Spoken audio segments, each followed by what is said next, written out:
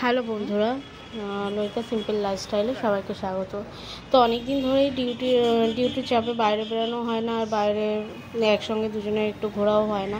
তো আজকে অফিস থেকে ফেরার পথে কী মনে হলো, ইচ্ছা করলো একটু বাইরে বেরোতে, দুজনে মিলে একটু খাওয়া দাওয়া করতে। তো দেখো, আমি অফিস থেকে এখন ফিরছি, আর ওদিক থেকে তোমার দাদাকেও ফোন করে দিয়েছিলাম যে তুমি চলে আসো বারাসাতে। তো এখন আমি যাচ্ছি বারাসাতে এসে দেখো এখানে ঘুরতে ঘুরতেই দেখো এখানে একদম বারাসাতে বিগ বাজার অপোজিটে দেখো এখানে এই যে সি ফুডের যে দোকানগুলো আছে সেখানে চলে আসলাম।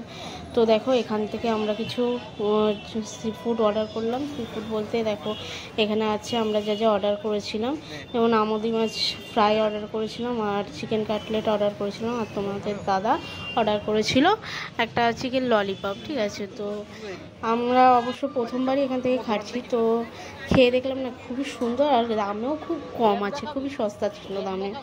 তো খাওয়া দাওয়ার পরে ওখান থেকে আবার বাড়ির জন্য কিছু একটু পার্সেল নিয়ে বেরিয়ে পড়লাম দেখো বাড়ি ফেরার জন্য। আর দেখো রাত্রিবেলা একদম বারাসাত সুন্দর সেজে উঠেছে, আর সামনে ক্রিসমাস ছিল, ক্রিসমাসের জন্য আরও সেজে উঠেছে। আর তোমরাও এসে এখানে ট্রাই করতে পারো, এগুলো খুবই সস্তা এবং খুবই ভালো খেতে। তো দেখো এখন বাড়ি ফিরছি, বাড়ি ফেরার জন্য রাস্তায় আস্তে আস্তে হাঁটতে হাঁটতে যাচ্ছি অটো স্ট্যান্ডের দিকে। তো ওখান থেকে অটো ধরবো মধ্যমগ্রামের জন্য, অটো ধরবো চৌমাথা পর্যন্ত যাবো, ওখান থেকে অটো ধরবো। তো দেখো আমি এখন রাস্তা ক্রস করছি, আর তোমাদের দাদা পেছন থেকে বলছি একটু আস্তে আস্তে, কারণ গাড়ি ঘোড়া প্রচুর ছিল রাস্তার মধ্যে। তো দেখো এখনও অটোতে বসে পড়ছি, আর অটোটা এখনও ছাড়েনি। তো আমরা বসেই আছি, বসে বসে রাস্তাঘাট দেখছিলাম যে কত লোকজন এখনও এই রাত্রে কত লোকজন, আর থাকবে অনেক রাত পর্যন্তই। তো দেখো অটোটা এখন ছেড়ে দিয়েছে, আস্তে আস্তে আমরা এগাচ্ছি। আর রাস্তায় না প্রচুর জ্যাম ছিল, দেখো জ্যামটা তোমাদের দেখায় কোথার থেকে স্টার্ট হয়েছে।